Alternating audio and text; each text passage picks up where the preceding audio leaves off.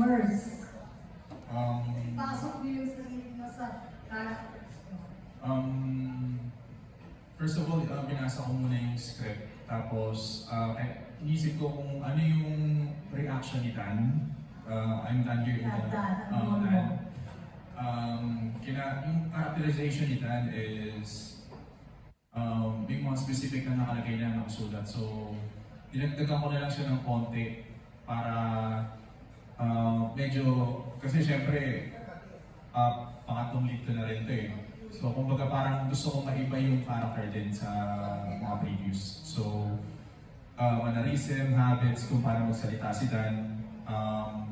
Yung mga previews ko kasi, most likely, villain. So, ito kasi parang, yung mga previous na, lead, yung mga previous na lead ko. So, ito kasi medyo, sinishift ko yung character ko dito na Dan. So, kumbaga parang malambing ako sa asawa ko, mapagmahal. Pero therefore, yun yan, i-spoil ko na yung nangyari. So, shift ko ng, siguro sabihin natin kalahati lang. So, I hope na mati-deliver ko naman yung character ni Dan dito na pag napanood itong Salesian series na to. Thank you. Thanks. For me naman po, mahirap na madali. Ano yung role ko dito? Ako po si Ana dito. Ako po yung... Ana po. Sorry. Ako po yung asawa ni Dan dito.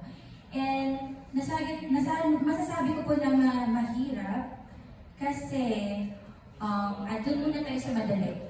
Madali siya for me in a way na alam ko po kasi yung feeling ng masilisihan since na-experience ko na siya.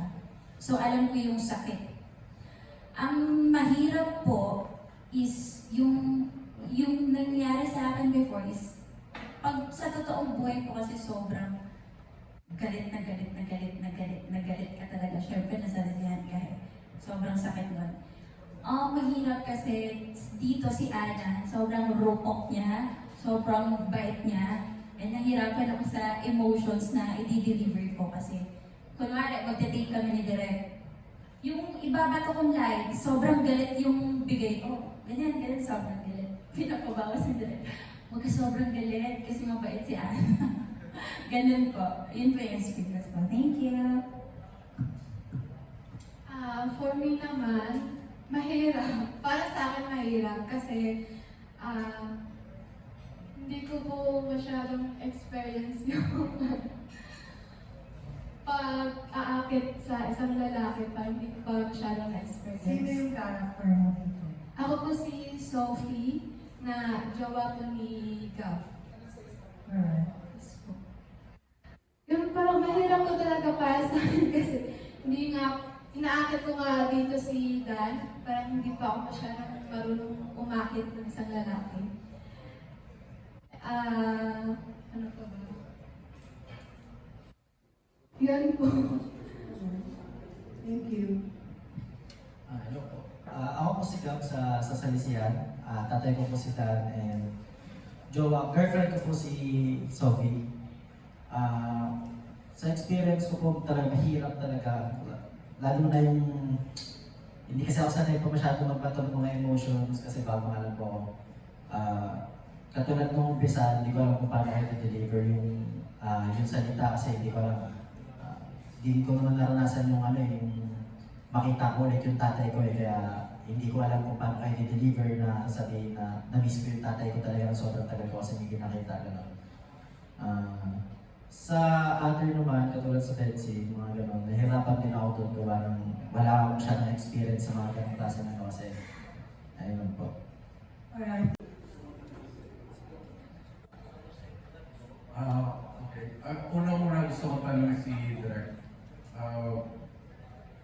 Gusto ko lang malaman yung mindset mo doon sa mga dati mong ginagawa. Medyo, alam mo, seryoso yung mga pelikula mo dati.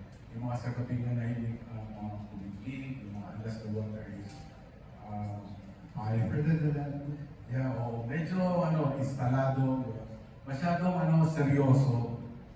Paano nabago yung mindset mo nung gumawa ka ng mga pelikula sa Viva Max? Sobrang laki po ng pagbabago nun. Kasi,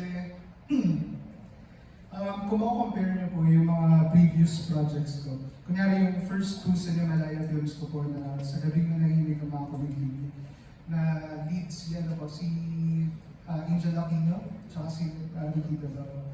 Then yung second is Los Sumibol sa Gubat ng Digma. About po yun sa sa clan war sa Mindanao.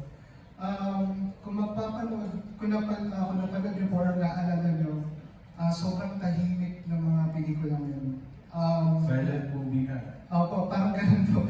Tahimik, tapos may mga chants lang na maririnig. Tapos sobrang pili yung mga mga eksena na may mga dialogue.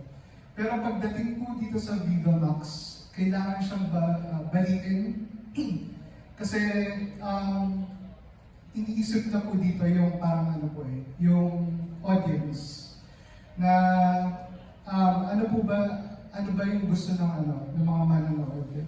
Yung tahimik na kalma na halos parang walang nangyari? O yung intense bawat eksena.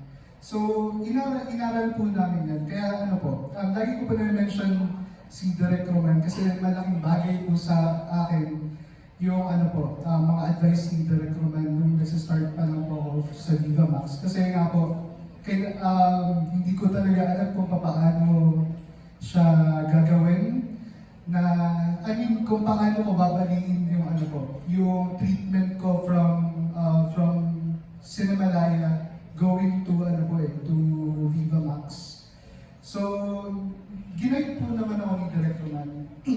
Ito yung first na project ko with Viva Max na hindi kasama sa Direk Roman. Pero ina-apply ko pa din yung mga tinuro niya sa akin nung first project namin ng Palibugho. Kasi po sa Palibugho, si Direk Roman is yung creative producer. So sa kanya po talaga ako humihingi na advice pagdating sa pag-shoot ng ng mga sex scenes, bawat eksena kung paano siya kukunan na nahihit yung target, which is yung mga yung Viva Max audience po. Ayun po. So, ayun. Kaya sabi ko kayo na lagi ko i-mention si Direk Roman pagdating po sa sa pagbagi ng previous and current projects ko po. Okay, thank you. Tsaka actually, nagustuhan ko yung yung trailer pa lang, dialogues, ibang-iba dun sa gabing na nahilig kasi yung dialogue. Magaganda yung dialogue. Yes, po. Okay. Congrats sa kumbaga sa transformation. Thank you, po. Okay. Para sa para sa past. Syempre sasabihin nyo, yung pag-ubad, lagi